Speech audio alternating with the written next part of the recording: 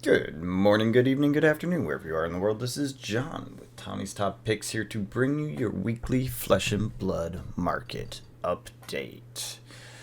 Well, today we have some downward market pressures. We've been talking about it for a while. We expected it to happen. Last week was pretty quiet. The week before that, we had some heat out of nowhere. That was pretty exciting. But now we're looking at a downward slide, and I think we'll see this basically unfold for a while. We've talked about it before. Basically, the next 6 months or so into the middle of next year is kind of my expectation. That is very much just my opinion and based mostly on macroeconomic data. Has nothing really to do with cards, but generally speaking, investment sentiment and what people are doing across the board. In my VC capacity, I get to see different types and different parts of the the environment out there, and as a result, that lets me kind of keep an eye on how people are moving money about, and that vaguely touches on cards, only a little bit though. As always, nothing I say is financial advice, and this is it's an exercise in exploring economics and cards, right? So let's jump in and look at the cards. A few things to talk about. Nothing too crazy, but yeah, let's look at the boxes and then we'll dig into some cards. Mon is down 12.77%. This is unlimited boxes to $47 a box. That's really low, way below map, I believe. Well, actually, no, I'm not sure if Mon is even on map anymore. Probably not. Tales of Aria is down 6.38% to 47 from 50. That's not unusual. We have seen it down kind of in these price ranges before. I don't think Mon has gone this low very often. It looks like it was once way over here, but let's see. Yeah, it doesn't really. No, that's not true. That's not true. Way back, we did actually get a few times it went this low, all the way back in February, and that was probably the first time. Yeah.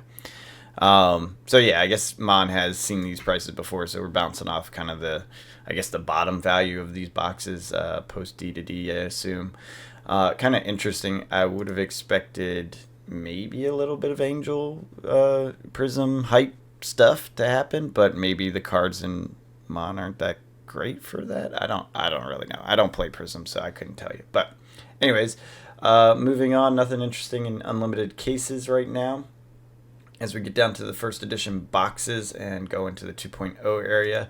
Oh, wait, before 2.0, Tales of Aria, honorable mention down 4.55%, 66 from 69. We've definitely seen it in this range many, many times, so nothing too crazy there. We got that hype spike. It's just drifting back down like we see. Going into 2.0, Dynasty is down 6.76% to 74. From 79. I think this is the lowest Dynasty has ever been. It is, one of the supplemental sets. So yeah, it is. It looks like it is. So lowest price it's ever been. Boring time frame for it. It is a supplemental set. It does have some power, but I'm guessing just not that interesting with the new sets coming out. Outsiders down 4.69% to 64 from 67. We've gotten to 65, but I don't think we've seen 64. Yeah, it doesn't look like it. So that's the first time for Outsiders. Again, old set, old draft, no longer draftable. Everyone that has a shop is putting them on the shelf or taking them off the shelf and trying to make room for, I guess, more bright lights and whatever, probably heavy hitters coming up, right? Because it's a month away, a month and a half away. So they gotta clear out the old draft and move in the new, right?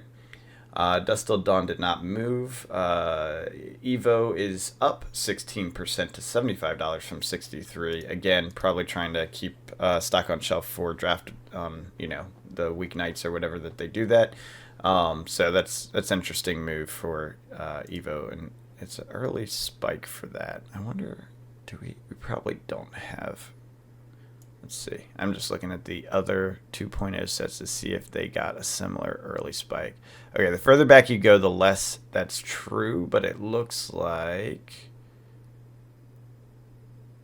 What is that set? Looks like Outsiders had that. Dust Till Dawn did not. Yeah. Oh, wait. No, it did. Okay, yeah. So, yeah, they all seem to have this... I'm just trying to gather patterns on 2.0. We've talked about that in the past. It seems to have this lull period, right? Post-release lull, and then one little spike This had it. Here's Dusk Till Dawn's, and then here's Outsiders.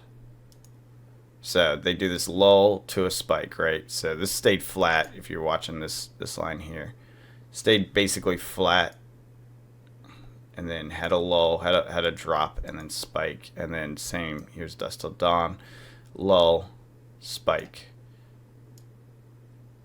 lull, spike. Interesting. I'll have to measure the time frames of that to see if there's somewhat of a predictable uptick. But it looks like it is a pattern of 2.0, at least the latest 2.0. Down to first edition cases, EVR is down 8.37% to 203 a box from 220. Not crazy. You know, we saw it at 199, 215, you know, kind of bouncing in this range for a while. So we're just kind of bouncing back and forth in here. We'll look at the chart, but I don't think it's going to be that impressive. I did want to point out heavy hitters pre-sales have finally dropped. These prices were crazy to begin with, so that's not anything really remarkable. I know these numbers are big, 16 and 7%, but yeah, these are the normal prices on release, right? Don't you guys agree? I agree. This is what I see when I look at a case price when the release happens. This is insane. That was never going to be the price when it released, so nothing special there. A little bit of news I did want to talk about. Rudy had a rant recently, and I thought it was interesting. It made me kind of take a step back and reconsider my thought process on 2.0. During his rant, he basically yelled and screamed and, Rudied Flesh and Blood a little bit. It wasn't the point of his rant, but he brought up Flesh and Blood specifically about how every product, I think he said the last 12 sets, but he might have been hyperbolic, I'm not sure. He said, are any of them at map? And I think he's right. I think everything is under map, which I had not noticed in particular. And that is a reasonable thing to basically point out and say. It is unfortunate. I didn't realize that. Sorry, I missed it. But yeah, it is unfortunate that it looks like pretty much everything is under map, going back until the first sets. So yeah, it seems map is not really working. It seems 2.0 has not really corrected the situation. His rant was primarily on, if you overprint, the market will punish you. And I know he's been positive. It's funny because like the previous video, like 2 before that, he was positive on how Flesh and Blood had revamped and they were the first to recover. But I guess what we're seeing now is that recovery was short-lived, or the market in general is downtrend. You got to cut print runs is his point. I don't know. I don't want to speak for him, but go check out his video if you want to hear about it. But I thought that was a little shocking. I'll put it that way, because I thought, yeah, okay, the market's down. The whole market's down. Big deal. His argument is that they overprinted, even in 2.0. I can't say if that's true, but he has a lot of data and a lot of contacts. So if he's saying that's the facts, you have to take it with a grain of salt because it's Rudy. The reality is we don't know if that's accurate or if he's just ranting and raving like he does.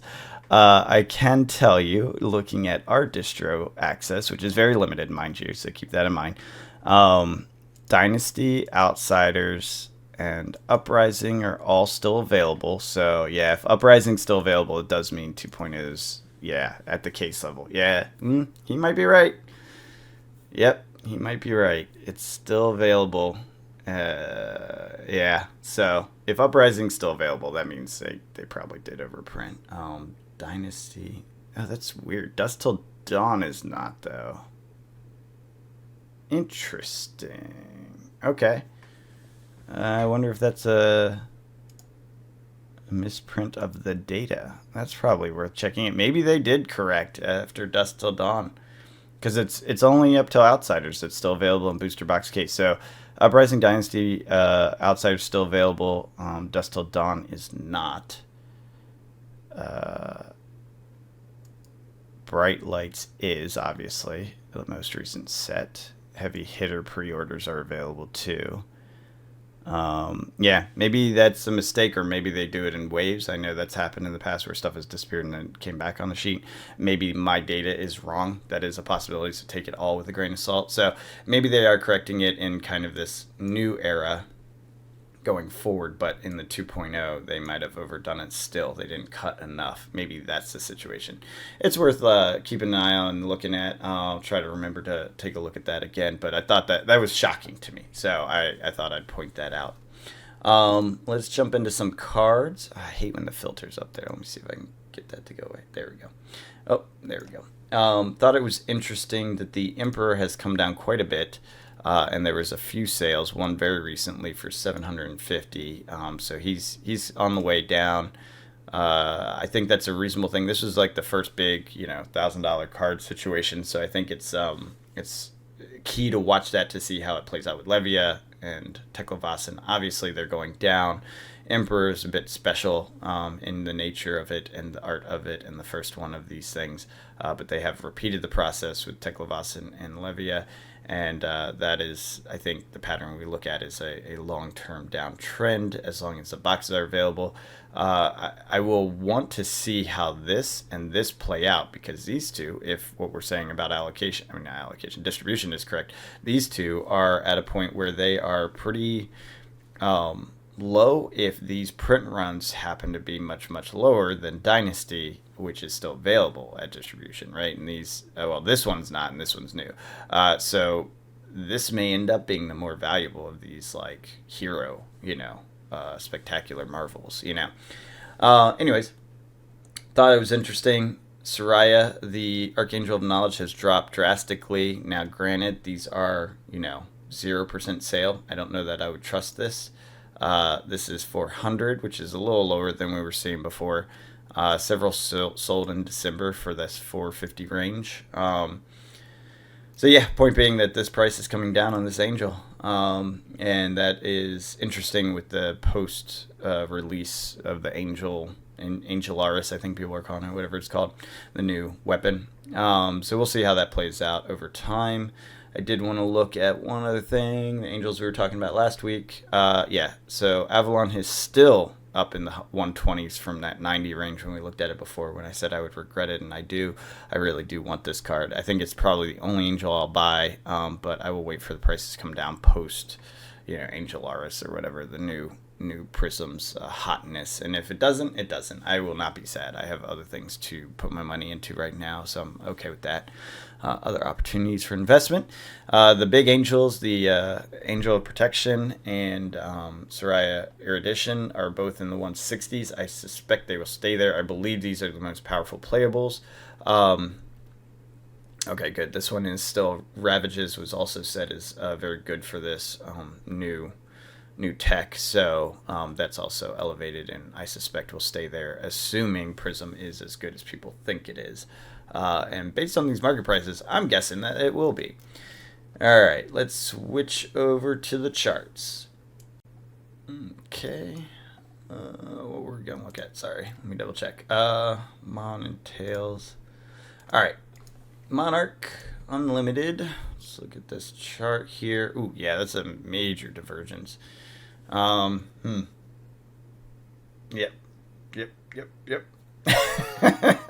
Yep, that's a really cheap box. We knew it was, but oof, it's kind of painful. And as the chart indicates, we have seen it before, and these major divergences. Note that the cases drop and follow, right? Every time this has happened, the cases drop. So suspicion that cases are going to drop is a very reasonable suspicion based on historic patterns. So notable for Monarch Unlimited. Tales of Aria, my favorite dinosaur. Yeah, this is unusually low in the history of the chart, not the history of our data, but history of the chart. Cases tend to stay stable even during these drops. Let's see how that goes, though, in the coming weeks. And then under first edition, I think we want to look at Dynasty. We can look at Evo and Everfest. Why not? Why not? Dynasty. What's happening there? Oh yeah, this is a reversion to the mean. This is just Wow, what a crazy dynamic. What in the hell happened here? Look at this. The cases shot up and then are slowly coming back to the mean. Meanwhile, the boxes just fell off a cliff randomly. What is going on here? If you own a shop or know somebody at a shop and you can talk to them about it, just curious what the thought is around this dynasty situation. Because that's weird. That's weird. I don't have an explanation for that. Okay, moving on to bright lights. Yeah, bright lights, and we want to do Everfest too. Yeah, bright lights hopped up. I suspect this will be a reversion to the mean. I don't see any reason why this won't come back down, especially since it's only the box prices. Yeah, that's just somebody. The price ran out. People needed boxes or wanted boxes. That's what that is. It's pretty cool though. I mean, I like that that's happening. I'm hoping that this is a hint that people are catching a clue that there is a more limited print run for these, Dusk Till Dawn and Evo sets. And then let's go to Everfest real quick. All right, this is becoming the new Tales of Aria, huh? Look at this madness. So reversion to the mean on the cases. And price stability just heading down. Yeah, it's just a downward trend. I don't know what this is. This is a supply shock or something. I'm not too worried about that. I am not worried about that. All right. Anyways, macroeconomic stuff is pretty stable. Nothing too crazy there. I would say there's some information that came out on unemployment. Basically, CPI and unemployment indicate that we're maybe in a longer, higher for longer, back to that paradigm. I think I talked about that last week. But basically, inflation supported that data. It did come down a little bit, but it was only a tiny bit. It basically hit the targets, right? And when it's predicted to be something and it is that thing, that means no change.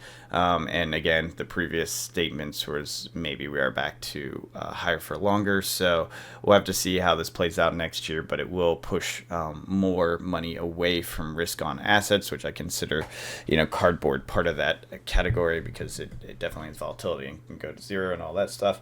So when it comes to that situation, I would say, just be aware. We're going to see a downtrend in a macro environment over the next 6 months, probably.